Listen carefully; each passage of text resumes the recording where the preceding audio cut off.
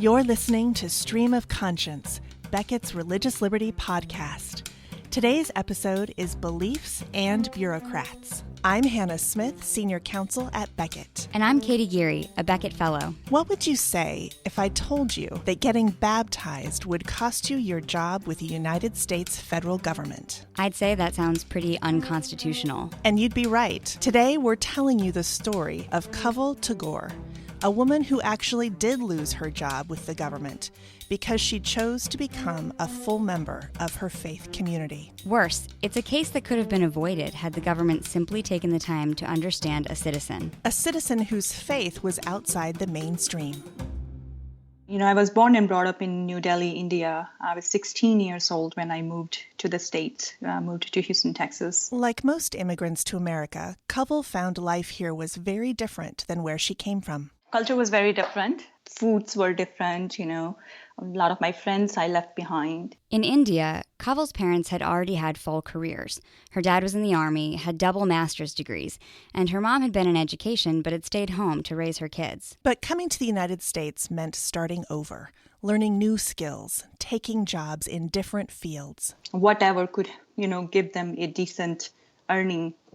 And they went in that direction. At first, it was the difference for her family's situation that Kawal noticed the most. Kawal didn't at first register a difference in the religious landscape. Kawal is a Sikh, a member of the Sikh religion. Some people pronounce it Sikh, but the Sikh religion has about 25 million followers worldwide. In India, things that just didn't matter to us at all because people knew of the Sikh faith. For me, I've noticed that here, people were not as educated about our faith. For example, my dad wore a turban. In India, it's regarded as a sign of a person with dignity, high morals. However, here, turban is actually being viewed as a very, very negative sign, So in the U.S., especially in Texas, here in Houston, that was the initial thing that I noticed, that in Houston, people are not much aware of Sikh faith. But this didn't affect Kawal in her early working years. As an adult, she worked her way from being a cook at Burger King to working as a CPA with the federal government in Texas. I started with the IRS in June of 2004. And that's where this case begins. When I first started to work for them, I was not an Amritari, which is equivalent to being baptized. We asked Kawal to explain a little more what Amritari is. So essentially, an Amritari Sikh takes a more disciplined approach to their faith. So Kawal had seen family and friends doing this. I saw them becoming better people. So in her early 30s, she decided to do the same. So it was a lot of questioning and preparing myself that, yes, I want to do this. This is the path I want to choose to live my life by, This was while she was working for the IRS, but she knew that her supervisor wasn't familiar with the Sikh religion or the Amrit process. So when she asked him for a few days off for the baptism ceremony, she also gave him some information. While requesting time off, I had mentioned it to my supervisor,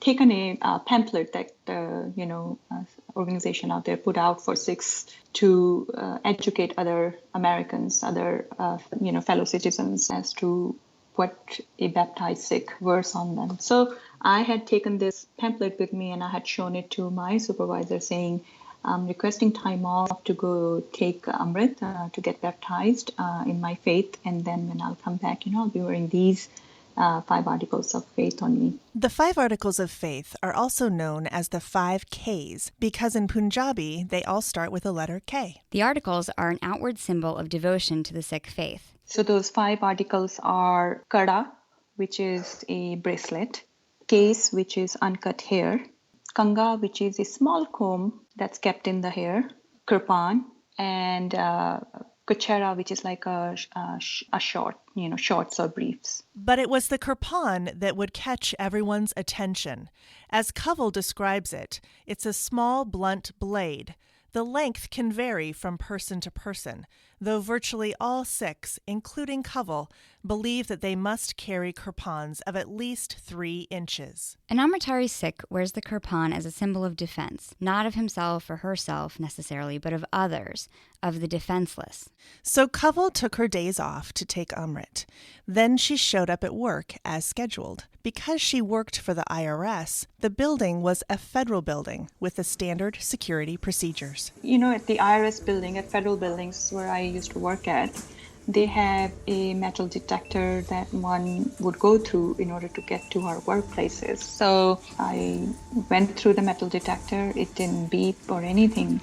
I grabbed my laptop from the belt and I went up to the 18th floor where I used to work at. So naturally, she didn't think anything of it. She just went up to work as usual. But then my supervisor actually came to see me and was very surprised. He asked me, how did I make it here? And I told him that I just went through the usual security check and I, came up here. And so he was very surprised. He said, I had not expected you to clear the security check. He was talking about her kirpan. See, there's a rule in federal buildings that prohibits blades above 2.5 inches unless they are there for some lawful purpose. Kawal had explained it to her supervisor beforehand, though, so I think it's a little strange, it's a little off, actually, that he waited until she came back from the scheduled time off to talk to her about this kirpan and this rule. And he didn't leave it there. He told Kawal he needed a written explanation for the kirpan, what it is, why it's worn, and all of that. Kirpan in Punjabi also, it's made up of 2 words, kirpa and an, kirpan. And the word itself means, kirpa means grace and an means honor. So, for a Sikh to wear a kirpan, it's a reminder to live life gracefully and live a just life. And then her supervisor told her that she needed to work from home until they had figured all this out, whether she could bring her kirpan with her back to work. They being the federal government. So Kawal started working from home like this in April 2005. She could tell things weren't quite right, though, so she teamed up with a lawyer just in case. She got a letter from the IRS telling her that she had to report to work in person on January 30th, 2006. But she couldn't bring her kirpan with her. In other words, there were only 2 options. One option was, don't practice your religion and you'll have your job. Or you can practice your religion, but you won't have this job. Well, she showed up wearing her kirpan. And they wouldn't let her go up to her office. The security guards were actually waiting for her, and when she arrived, they wouldn't even let her go through the metal detector. The same metal detector that she had gotten through, no problem, just 9 months earlier. So from that day onwards, they declared me AWOL, yes. Absent without leave. It means she wasn't at work, but it was unexcused.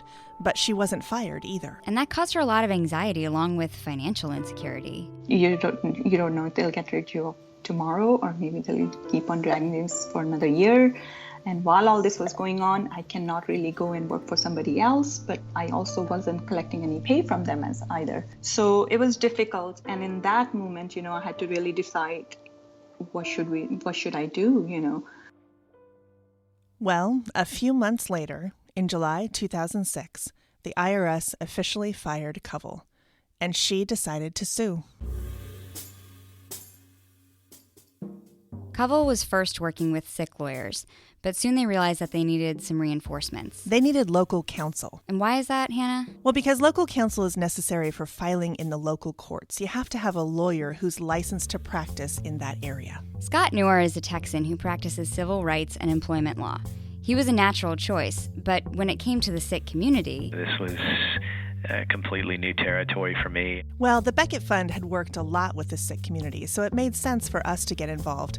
And we knew just a little bit about RFRA, the Religious Freedom Restoration Act, which was going to be a big part of this lawsuit. Kawal told us that no one had ever made the same kind of request to the IRS, a request to wear a kirpan to work. So it was totally unprecedented. So I kind of felt like, because the decision makers, whoever made the decisions, they probably have never heard of Sikh faith or came across anyone with Sikhi background, they're making a decision ignorantly. And that, more than anything, is why she decided to make this into a lawsuit. She thought maybe if they really looked at it and if they understood her faith, they would be on her side. This was a question of identity. That's Daniel Blomberg, counsel at Becket. Was she going to be rejected for who she was? And she couldn't leave herself behind. The lawsuit started in the district court in Texas. I was actually optimistic. Scott, as local counsel, took the lead. The federal judge to whom the case had been assigned is a very well-respected jurist in the Southern District and across the country. He actually handled the Enron trials. He has a reputation for being conservative, but being very fair. And I had been in front of him on other cases and felt that we had a decent chance. The government made their argument based on a statute. The government said 18 U.S.C. 930, this federal criminal statute, bars any dangerous weapon that is anything that can be used for is readily capable of causing serious bodily injury from coming into federal buildings. And so there's an exception within that statute for pocket knives that are with blades of 2.5 inches or less.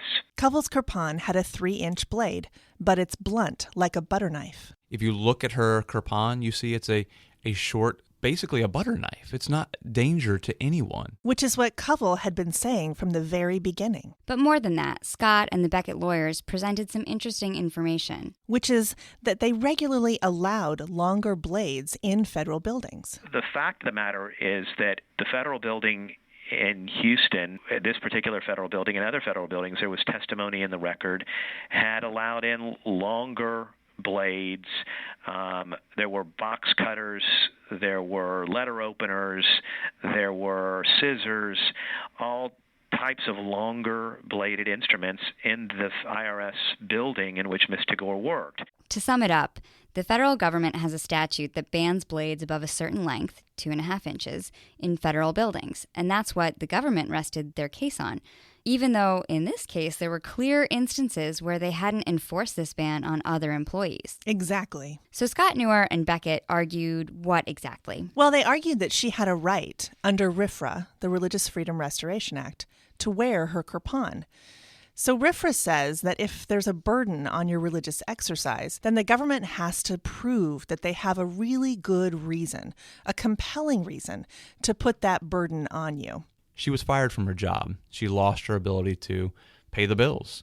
And so the next step was the question of whether or not the federal government had a really good reason for forcing her to violate her faith and didn't have any other way of accomplishing that reason other than forcing her to violate her faith. So Scott and Daniel said, wait a second, they obviously don't have a good reason to stop her from wearing her kirpan, which is basically just a butter knife. They had to show that Miss Tagore couldn't carry her kirpan and do her job without endangering the lives of other people there at the facility. And they just couldn't show that. Then, when it came to accomplishing their goal, keeping the building safe, there was room for them to do that without forcing Kawal to go against her beliefs. Clearly, they've let in box cutters and cake knives before. They must have a way. That's exactly right. But the district court ruled against Kawal.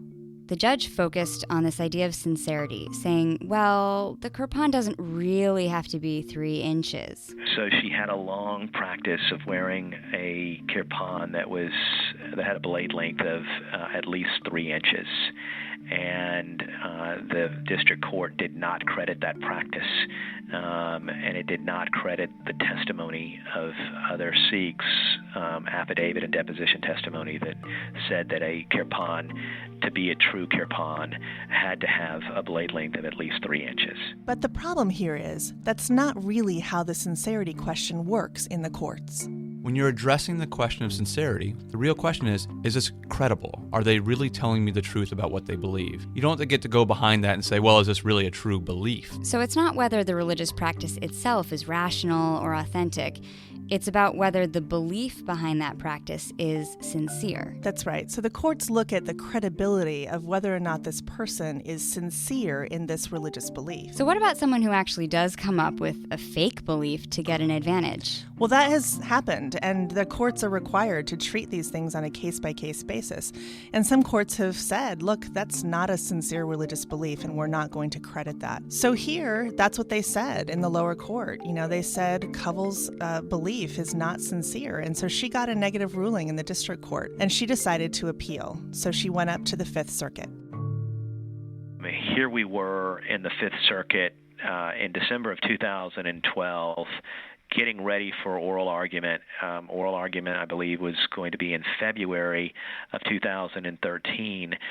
And in the middle of December of 2012, FPS stands for Federal Protective Service. All of a sudden issues this directive that changed the policy, or at least formally changed the policy, and said, yes, in fact, we will no longer have a categorical ban on a religious item such as a kirpan coming in with a 2.5-inch blade of 2.5 inches or longer coming in. After years of repeating that this is a categorical no for anything resembling a kirpan, the government suddenly changed their tune. Suddenly they said, well, we'll consider these things on a case-by-case basis going forward. It was a bizarre thing to change a policy while that policy is being considered in court. But that's exactly what they did. As Scott put it, it was really a gift. In the district court, they said there's no less restrictive means because we need this uniformity, we need this categorical ban to prevent guard discretion. Well, here they were saying, no, we can look at it on a case-by-case basis. All of the arguments that they had made in the district court were now shown to be disingenuous. Scott and Becket went to New Orleans. That's where oral arguments were held. And that day was very significant for Kawal, in large part because so many Sikh friends came out to support her. I remember a big bus from Houston that morning, and from other neighboring places, Mississippi, New Orleans, Lake Charles, Alabama. Sikhs in those states also gathered up and showed up there to support me for this battle. Kawal didn't go inside the courthouse because she was wearing her kirpan. And the same statute that said she couldn't work in a federal building with a kirpan said that she couldn't go into a federal courthouse with her kirpan. It was a very, very emotional day, of course. Room full of Sikhs, and the first thing I remember, one of the judges had asked, how did all these Sikhs got into the courthouse, but a few of us that were wearing our kirpans and didn't want to take off, they were actually standing with me outside of the courthouse that day. I think that their presence sent the message that, we are not going to be silenced on this question. We're going to stand here, we're going to sit here peacefully, but we're going to let you know that we are tired of these years of being treated with discrimination and humiliation and harassment on this issue. During the oral argument, the government's new policy was front and center. And the Fifth Circuit basically said to the government, you've completely undermined your own argument by creating this new policy. Coming out of oral argument, Kawal's team felt very optimistic. Scott Newar is an amazing, amazing lawyer. Here he's a Jewish person who's helping a Sikh. So when he came out, I remember there was a lot of people there. People were shaking hands with Mr. Newar and thanking him. Other community members were thanking him for job well done. In the end, the Fifth Circuit sent the case back down to the district court. The Fifth Circuit didn't agree with the district court's conclusion about Kawal's sincerity. And because the new policy undermined its justifications for the law in the first place, the district court needed to rehear the case again. So another trial in the same court with the same judge that had decided the case against her in the first place. But now there was a question. Was Miss Tagore going to be able to attend her own trial to protect her own faith? Remember how she didn't go into the courthouse for the Fifth Circuit oral arguments? Well, this time she wanted to be in the courtroom for the second trial, but she needed special permission because of her kirpan. So the Becket lawyers asked the judge to let Kawal in. Well, the judge told them to ask the U.S. Marshals Service. But then the U.S. Marshals Service said, no, you can't come in unless a judge gives you special permission. We came back full circle, came to our judge and said, Judge, can you let us in for our own trial? And the judge eventually said, yes, I'll let you in. But there were conditions.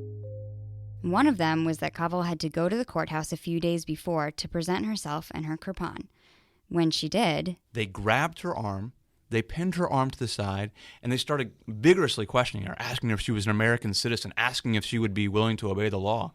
She was essentially assaulted for expressing her faith and obeying a court order. I couldn't believe it. I was shocked. I'd never seen anything like that before. And even after they finally let her in, she had to be accompanied by marshals the entire time. We had marshals standing in the courtroom when she walked in, accompanying her in and out of the courtroom, accompanying her to the bathroom, accompanying her out as we sort of sat in a conference room as we were discussing the case. I believe a marshal was actually sitting inside the conference room with her. So it was demeaning, and it was sort of further evidence of the reason we needed to bring this lawsuit to begin with. Now there's been all this back and forth. The case was at the district court, then the Fifth Circuit, and now it's back at the district court. And all of this has taken years. It was a roller coaster. So they get back to the district court again for the second trial. We had come to the court, we were about to start trial, and then the parties said, you know what, I think, Judge, that we may be able to settle. We're close enough. So we went in and we did days of settlement discussions, came back, settled, and the court banged the gavel. And the parties settled. Just like that? Exactly. And all because of this new policy directive that the government put in place themselves. This directive that said that in the future, they could make these decisions on a case-by-case basis. Their whole case was essentially gutted.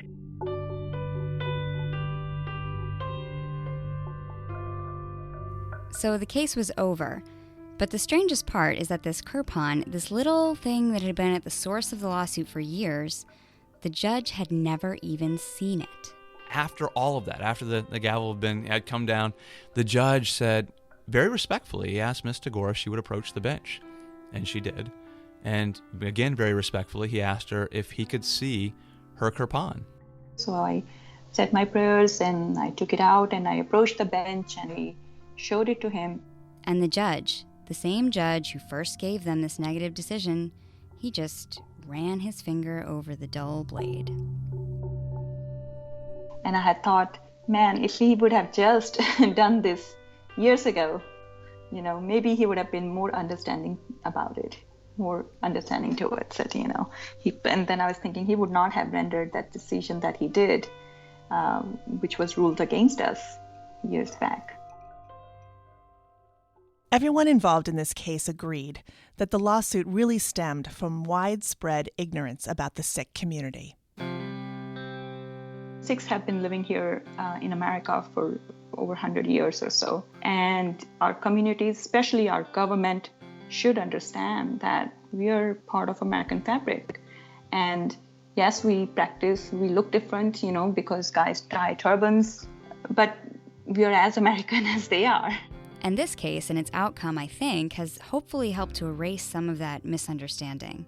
These barriers to access, barriers to full citizenship, that the Becket Fund was able to help tear down and help to restore equality for the Sikh community in ways that should have been there all along, and also protect religious liberty for everyone. But even though the policy changed, that the government said, in the future they'll consider things on a case-by-case basis, that Sikhs can maybe hope for access to federal buildings, Kawal Tagore never got her job back. No, she didn't.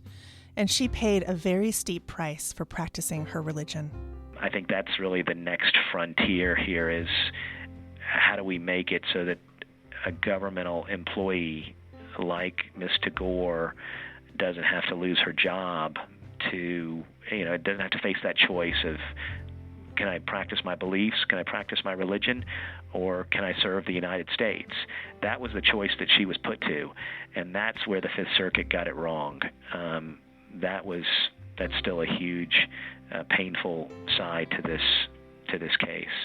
I think that painful side to the case is actually also what makes it really inspiring. Kawal Tagore spent years of her life fighting this injustice, and not really for herself, but for others. Even if this case started out as something about Kawal and her job and wearing her kirpan in the federal building, she quickly realized its impact. And so the victory is, well, it's a victory for all American Sikhs, and that made it worth it. I wanted to make sure that tomorrow is somebody else, my nieces, my nephews, or next generation, when they go into these jobs, that they don't go through what I went through, meaning they don't have to make a decision of choosing religion or work. I think as a sound citizen of this country, one can do both.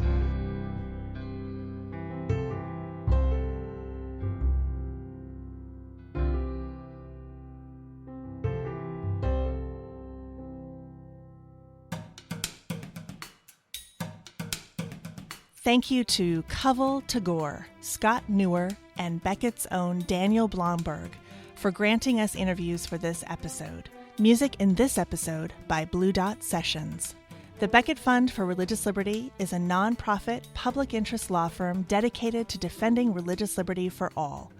For more information on this case, our work, and stream of conscience, visit our website at becketlaw.org or follow us on Twitter and Facebook. This is Hannah Smith and Katie Geary. Thanks for joining us.